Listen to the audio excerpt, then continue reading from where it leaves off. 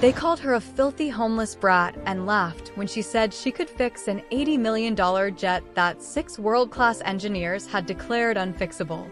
But minutes later, that same 12-year-old black girl would whisper 5 words that changed everything. Let me try. Before we start, don't forget to subscribe to Blackish Focus for more powerful, emotional, and true stories that will restore your faith in humanity.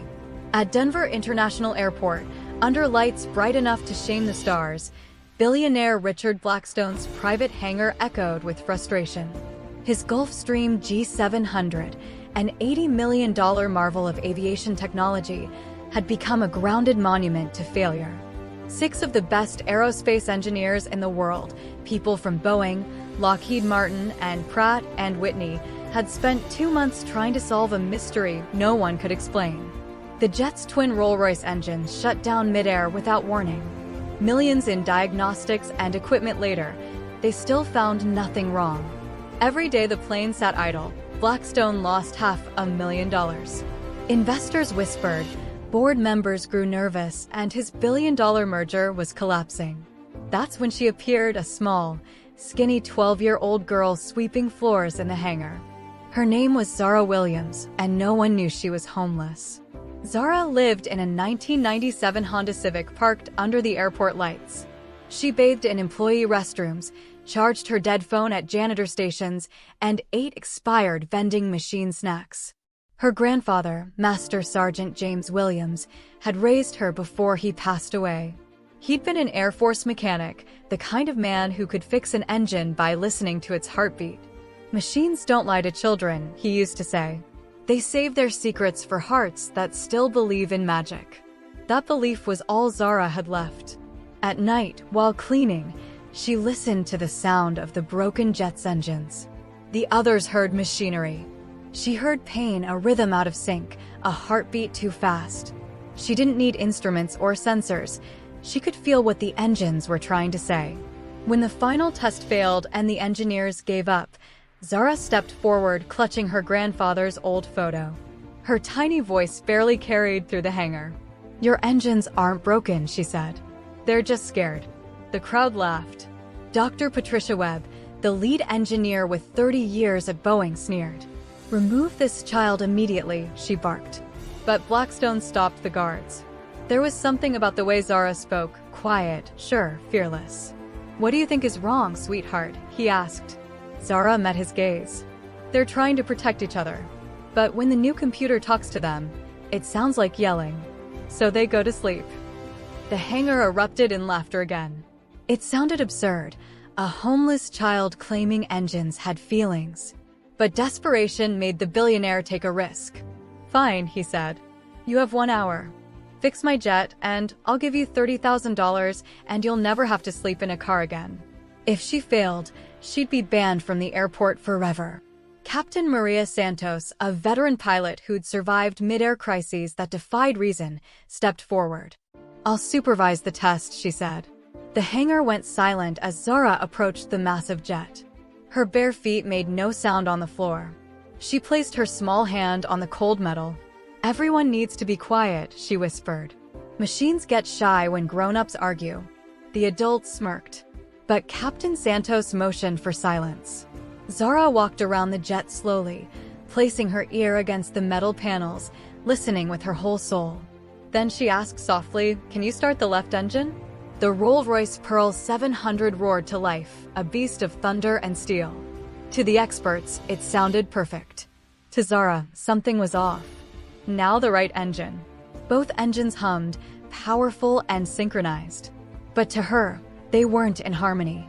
One was working harder, struggling to help the other. After 5 minutes of listening, she looked up. "Your left engine has a different heartbeat," she said. "It's running 0.3% faster because it's trying to take care of its friend." Dr. Webb scoffed. "That's impossible. Our instruments detect variations smaller than that." But when they checked, the readings confirmed it, exactly 0.3%.